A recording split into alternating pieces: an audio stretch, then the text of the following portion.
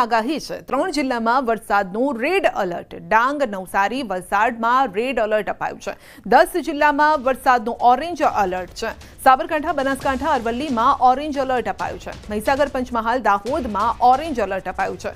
છોટાઉદેપુર, નર્મદા, સુરત, તાપીમાં પણ orange alert છે। અમદાવાદ સહિત 20 જિલ્લામાં યલો એલર્ટ જાહેર કરાયું છે।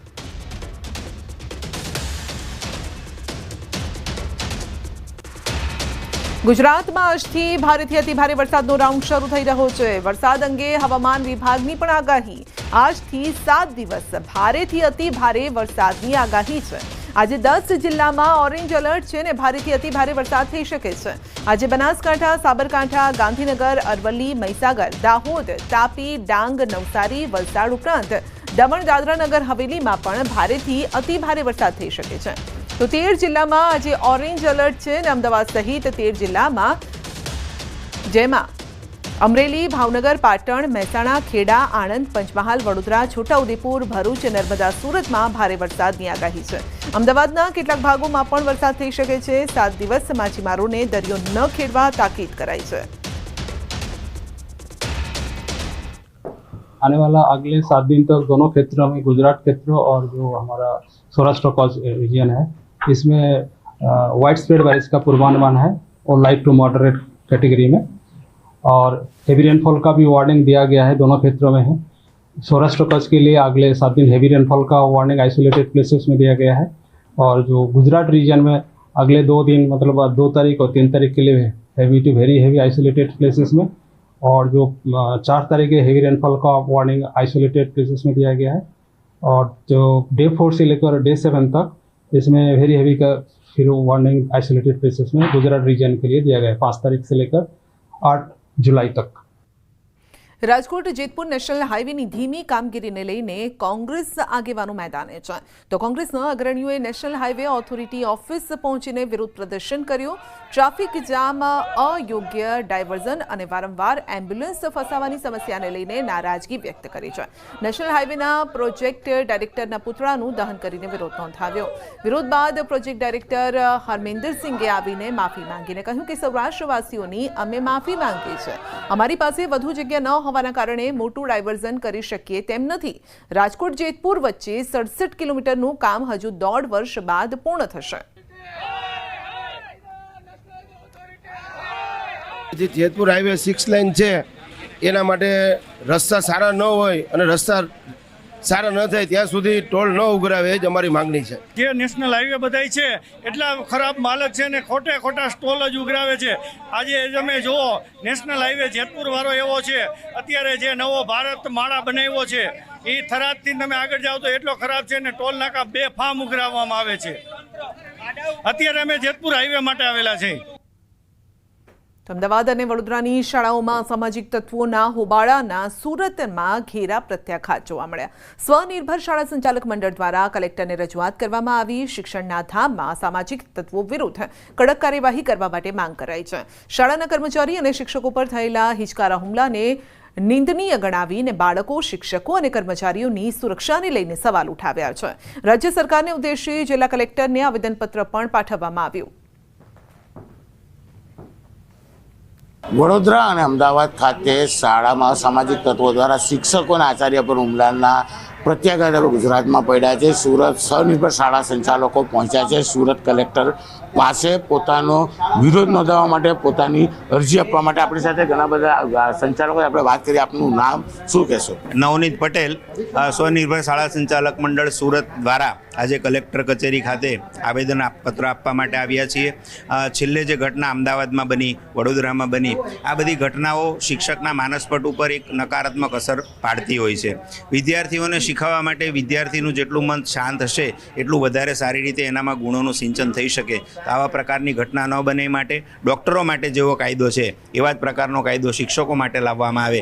જે રીતે હુમલા શાળા ઉપર થઈ રહ્યા છે, શાળાઓમાં ભયનો જે માહોલ ઊભો થયો છે, તેની સામે અમને પ્રોટેક્શન જોઈએ છે અને તેના માટેનો કોઈ કાયદો અમલમાં આવે તેની અમારી લાગણી અને માગણી છે।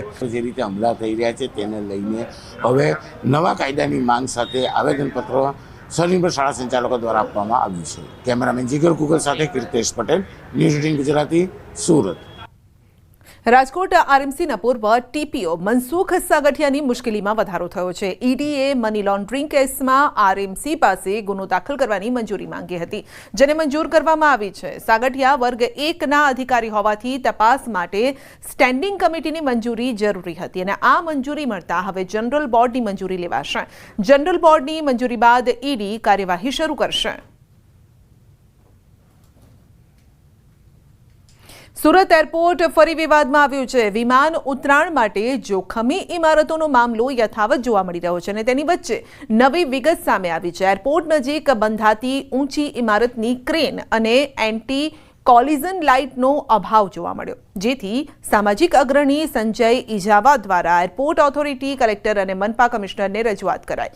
એરપોર્ટ નજીક અનેક ઊંચી ઇમારતો અને બાંધકામ કરાયું અને જેમાં નિયમોનું ધરાર ઉલ્લંઘન જોવા મળ્યું, જેથી એરપોર્ટ ઓથોરિટી ઓફ ઇન્ડિયા દ્વારા જારી કરાયેલ એનઓસી રદ કરવા માંગ કરાઈ છે અને તેમજ એરક્રાફ્ટ એક્ટ 1994 હેઠળ કાનૂની કાર્યવાહીની માંગ કરાઈ છે.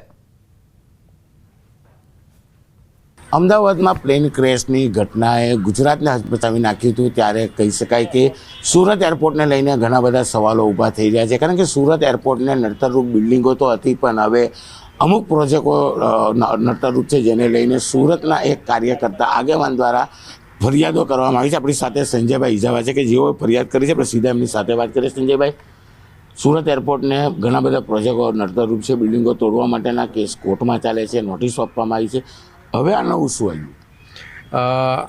ઓલરેડી જે 43 જેટલા પ્રોજેક્ટો જે નડતરરૂપ છે એને લઈને લોકો અત્યારે હેરાન પરેશાન છે અને કોર્ટમાં મામલો ચાલે છે. તો આ નવું જે મુદ્દો છે એ હમણાં ધ્યાન પર આવ્યો એટલે મેં ઓથોરિટીઓને લેટર લખીને જાણકારી આપી છે. કારણ કે જે હાઇટ બિલ્ડિંગને બનાવવા માટેનો એનઓસી આપવામાં આવે છે એની ઉપર કોઈ પણ વસ્તુ ટેમ્પરરી યા પરમનન્ટ બનાવી નથી શકતો. તો જ્યારે આ જે બિલ્ડિંગ બનાવવા માટે સાઈડમાં ઊભું કરનાર જે ટાવર ક્રેન જે કહેવાતું હોય છે એ બિલ્ડિંગ કરતાં પણ લગભગ 15 કે 20 મીટર જેવું ઊંચાઈમાં જતું રહે છે.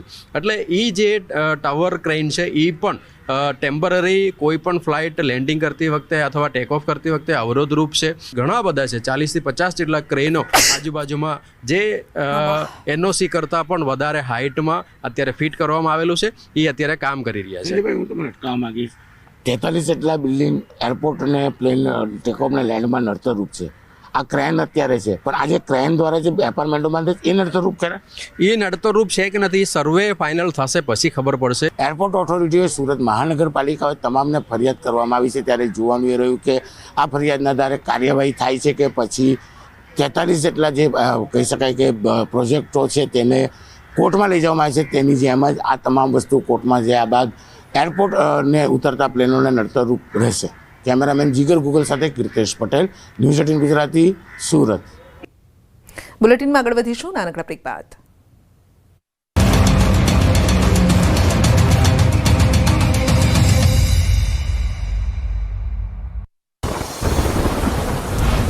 ગુજરાત માટે આગામી 72 કલાક રહી શકે છે ભારે. મેઘરાજા ફરી પકડશે રફતાર. 7 દિવસ માછીમારોને દરિયો ન ખેડવા તાકીદ. જુલાઈ માસમાં સામાન્ય અથવા સામાન્ય કરતાં રહી શકે છે વધુ વરસાદ. બુધવારે 6 જિલ્લામાં થઈ શકે છે ભારેથી અતિભારે વરસાદ. વલસાડ, નવસારી, દાહોદ, મહીસાગર, અરવલ્લી, સાબરકાંઠામાં અતિભારે વરસાદની શક્યતા, જ્યારે 12 જિલ્લામાં ભારે વરસાદની આગાહી. ગુજરાત માટે આગામી 72 કલાક રહી શકે છે ભારે. આગાહીકાર અંબાલાલ પટેલનું મોટું અનુમાન. 72